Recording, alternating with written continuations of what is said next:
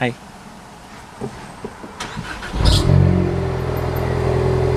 What was that? Hey, what is up everyone? So today we're going to be doing the whole max boost from Royal Purple review. And honestly, this one's going to start off a little bit differently. I already filled up the car. I did that 2 nights ago apparently.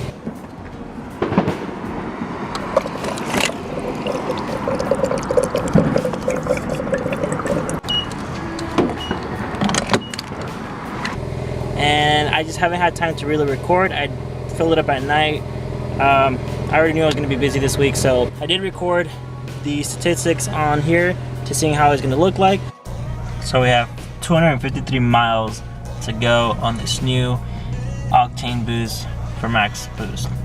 So I'm just going to continue on with this review and just continue doing it. I have about 200 miles left to go. I've been on this for about 83 miles, so believe it or not, I've actually had a lot better gas response on this car. And yes, I've always driven it pretty much to the Bay Area and back, so say about 100 miles on the highway, so that's just part of it.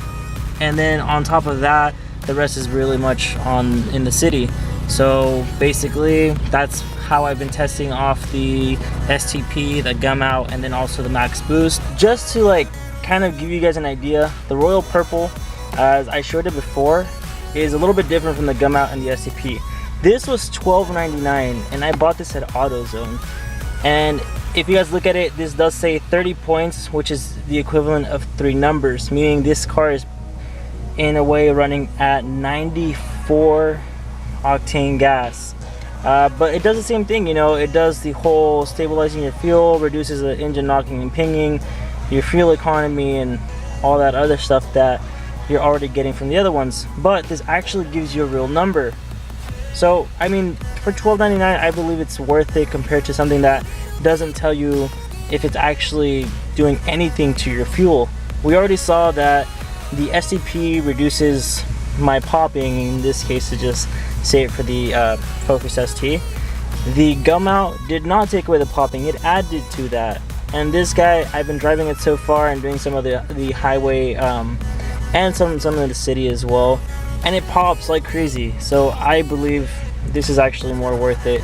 But let me enjoy the rest of these 196 miles that I have left, and I'll get back to you guys and seeing if it was really worth it, and if it did do the 256 mile range that it gives off when I first fill these guys up.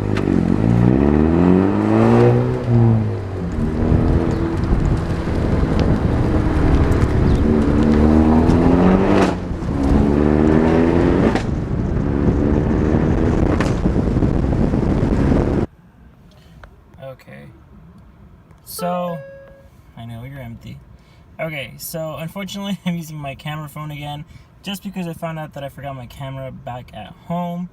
But just to show you guys where we're off at now. So I am at 209 miles and with 42 left to go. I'm about to fill up the tank.